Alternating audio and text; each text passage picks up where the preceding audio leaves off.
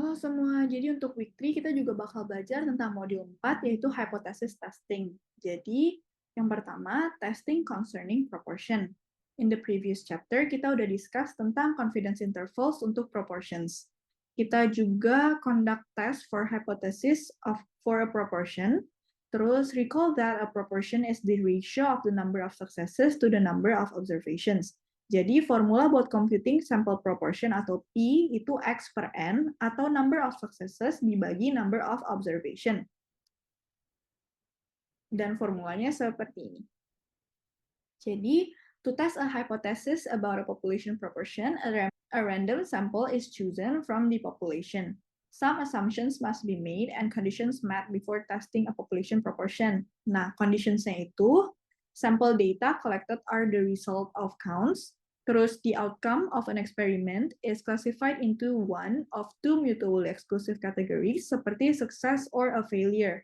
Terus, probability of a success is the same for each trial. Dan yang terakhir, the trials are independent, meaning the outcome of one trial does not affect the outcome of any other trial. The test we will conduct shortly is appropriate when both sample size and population proportion and sample size open bracket 1 minus population proportion close bracket are at least 5. Di sini N-nya itu sample size dan si logo ini itu population proportion. Jadi it takes advantage of the fact that a binomial distribution can be approximated by the normal distribution. Terus we can determine the formula to calculate proportion hypothesis testing as follows. Jadi formulanya itu seperti ini, di mana si logo ini itu population proportion, P-nya itu sample proportion, dan N-nya itu sample size. Next, itu one-tail proportion hypothesis testing.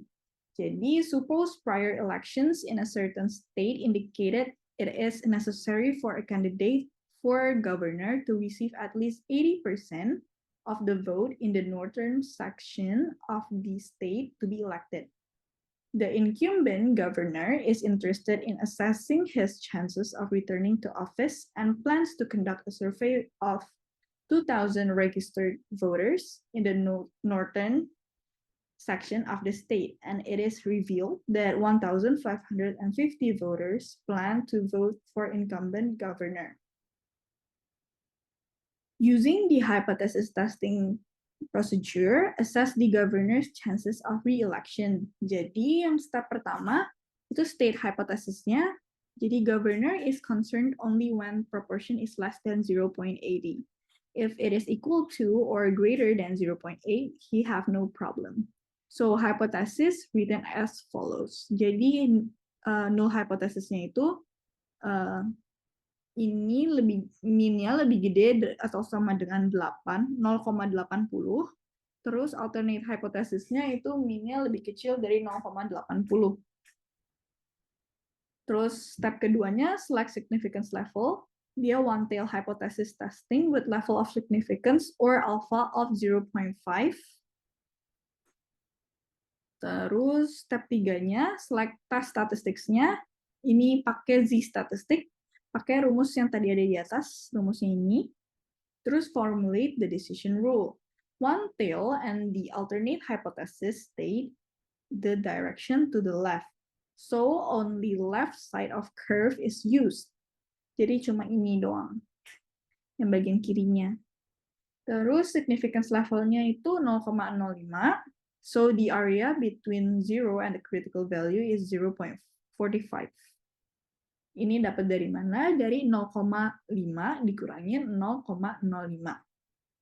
So, we can find out that the critical value of z is negative 1.65. The decision is therefore to reject the null hypothesis if the computed value falls to the left of negative 1.65. Dan step kelimanya, make decision and interpret result. Ini rumusnya yang tadi, terus kita input aja semuanya langsung ke si rumusnya, dan ini semua angkanya tuh harusnya ada di datanya, dan kita juga sudah cari. Terus ntar kalau udah dikalkulate, semuanya kita dapat hasil negatif 2,08. Jadi di sini the computed value of z atau negatif 2,08 is in the rejection region.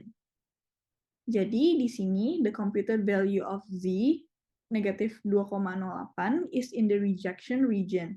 So the null hypothesis is being rejected at the 0.05 level. It indicates that the evidence at this point does not support the claim that the incumbent governor will return to the governor's mansion for another 4 years. Terus next itu ada two-tail proportion hypothesis testing.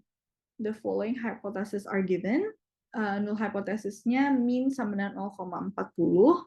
Alternate hypothesisnya mean tidak sama dengan 0,40. Jadi, a sample of 120 observations revealed that P equals to 30 at the 0.05 significance level.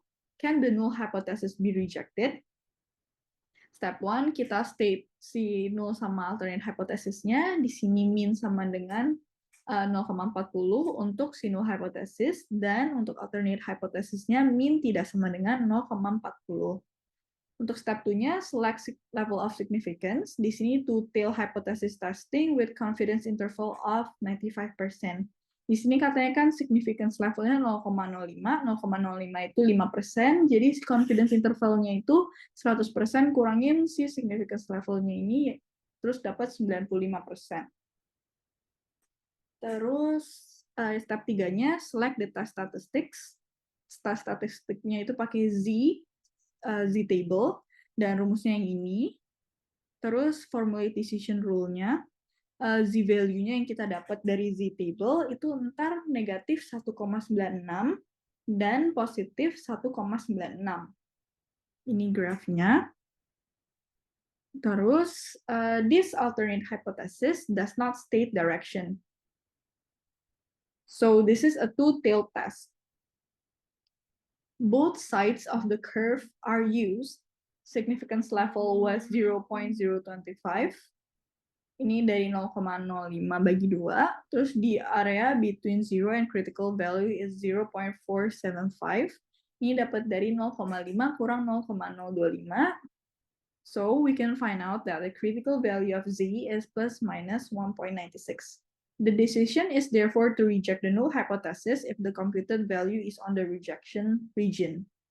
Step 5-nya, make and interpret result. Jadi pakai rumus yang Z ini, terus kita tinggal input-input aja dari data-datanya yang kita udah ketahui, angka-angkanya, ntar bakal dapat negatif 2,24.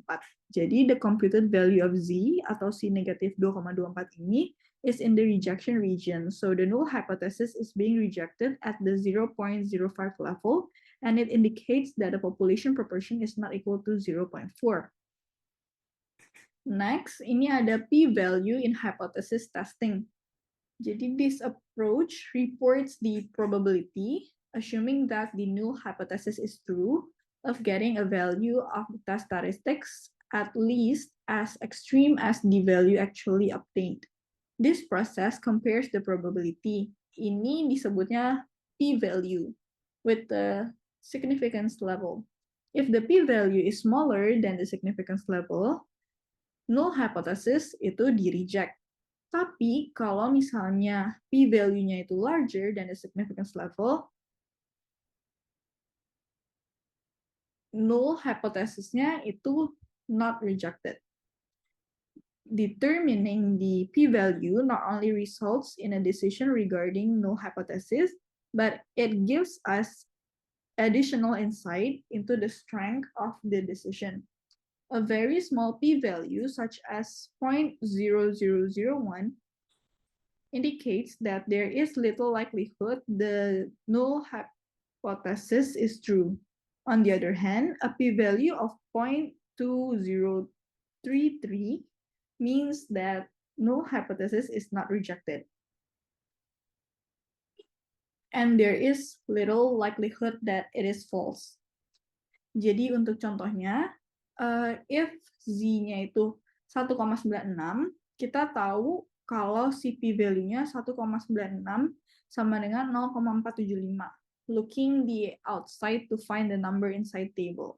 So we know that p-value equals to 0.025 and ini dapatnya dari 0,5 dikurangi 0,475. Kalau alfanya itu 0,05, null hypothesis-nya is rejected karena p-value-nya lebih kecil daripada si alpha.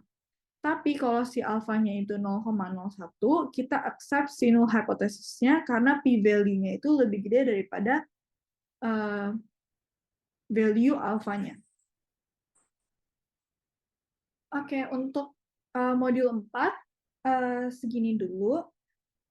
Minggu depan kita bakal lanjut ke modul 5. Jadi week 3 ini kita bahas modul 3 dan 4 dulu. Terus aku bakal kasih assignment, tapi ini juga sifatnya nggak wajib. Tapi kalau misalnya kalian kerjain seperti biasa, ini bakal dijadiin untuk plus point kalian untuk cut kalian. Jadi kalau bisa dikerjain biar nilai cut kalian bagus dan bisa bantu nilai UTS dan UAS kalian. Oke, segitu dulu ya. Thank you.